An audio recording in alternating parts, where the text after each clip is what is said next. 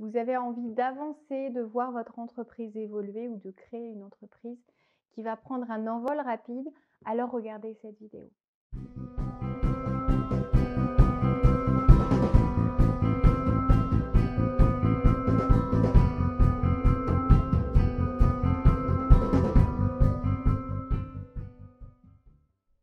Bonjour à tous, je suis Valérie Sauvage, je suis coach. Je suis également entrepreneuse et j'accompagne des entrepreneurs qui ont envie de s'épanouir, de se rapprocher de leurs aspirations profondes pour vibrer, pour faire de leur existence une vie extrêmement emplie de sens, de joie, de plaisir et d'intelligence aussi. Parce que quand on avance sans se poser de questions, quand on fonce, on prend des risques, on se dit qu'on est capable de tout affronter, c'est un bel état d'esprit, mais c'est une énergie des fois dilapidée dans des actions qui ne sont pas si importantes que cela. Alors, cette énergie, vous allez pouvoir l'utiliser sur quelque chose de beaucoup plus pertinent. Et c'est vraiment sur ce conseil que je voulais arriver aujourd'hui parce que si vous êtes en train de suivre cette série de vidéos sur le mindset de l'entrepreneur, vous savez que j'aborde les différents sujets qui me semblent importants. Alors de manière générique, c'est toujours très différent de ce que je peux vous proposer si vous me contactez pour que je vous accompagne. Mais au moins, on va aborder certains conseils, certaines erreurs à éviter, certaines méthodes, tout ce qui en tout cas doit soulever et éveiller en vous certaines questions.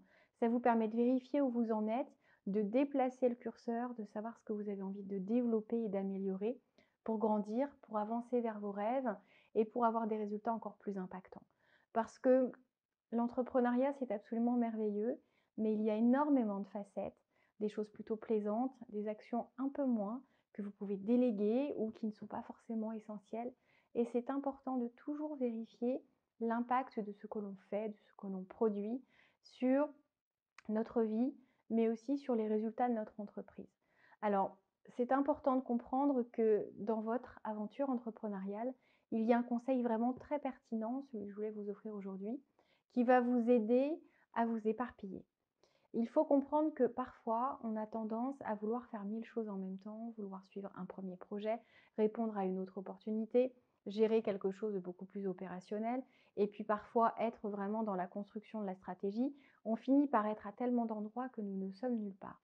Et c'est important de comprendre que vouloir tout gérer, c'est bien, mais que si vous voulez vraiment assumer une grosse partie des tâches, si vous refusez de déléguer, ça va vous demander une formation permanente dans plein de domaines et donc énormément d'investissement, investissement temps, parfois investissement financier, pour des facettes qui pourraient être déléguées, des choses qui sont parfois très bien gérées par des personnes qui ne font que ça. Alors c'est très bien de fuir le statu quo, de vouloir apprendre, de vouloir évoluer, de vouloir grandir, mais faites-le à bon escient. Ne cherchez pas à tout maîtriser. Faites des choix. Que voulez-vous garder?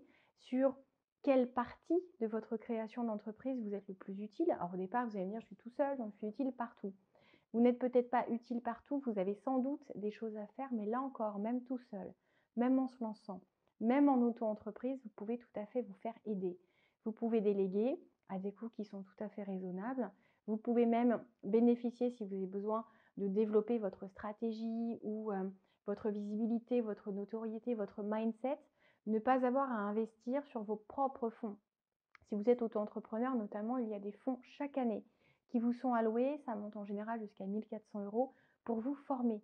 J'ai des auto-entrepreneurs chaque année qui viennent se former, qui avancent sur leur projet sans avoir à débourser un seul euro parce que c'est financé par l'organisme qui accompagne justement les auto-entrepreneurs, les OPCO, les OPCA. Si vous avez un autre statut, c'est également possible. Et si vous êtes salarié, vous savez que vous avez des financements qui vous sont accessibles. Alors faites les choses intelligemment. N'essayez pas d'être sur tous les fronts. Fuyez certes le statu quo. Ne restez pas englué dans quelque chose que vous n'arrivez pas à faire. Ne cherchez pas à apprendre à tout faire par vous-même. Voyez qui peut vous aider. Voyez qui peut vous faire avancer, progresser et là où vous avez envie d'être. Là où il y a une notion à la fois d'efficacité et de plaisir, foncez et formez-vous. Et là, ce sera pertinent. Mais si vous vous formez surtout, déjà, vous n'avez pas fini, c'est très bien. Et d'ailleurs, vous allez me dire, mais elle fait des formations pour nous inciter à nous former en permanence. Oui, mais pas surtout. Je ne me forme pas en expertise comptable. Ça n'est pas mon domaine. Ça ne m'intéresse pas. Je comprends que ce soit passionnant pour certaines personnes, mais je n'aime pas ça. Je me forme sur des choses qui me font plaisir, qui m'aident dans mon quotidien, qui me permettent d'avancer encore et encore, et ça, c'est enrichissant. Mais n'essayez pas d'endosser toutes les casquettes. Parce que le but, c'est de commencer, certes, seul, mais après, d'avoir une équipe autour de vous. Vous pouvez aussi déléguer, prendre des freelances, prendre des personnes de manière ponctuelle. Vous pourrez plus tard avoir des stagiaires. C'est important de savoir que nous n'avons pas à être sur tous les fronts. Ne diluez pas votre énergie, votre motivation.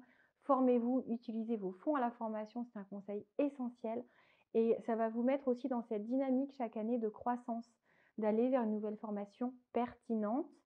Et vous allez voir que plus ça va aller, plus votre état d'esprit va être appuyé par une montée en compétences techniques qui servira aussi votre mindset. Parce que votre niveau de confiance en vous, en votre projet, en vos compétences, va vous aider à devenir un entrepreneur à succès. Parce que si vous doutez, vous risquez au moindre coup de vent de vous retrouver balayé sur le côté. Alors restez fort, confiant, patient, mais toujours en mouvement. C'était Valérie Sauvage du site challengeyourself.fr. À très bientôt.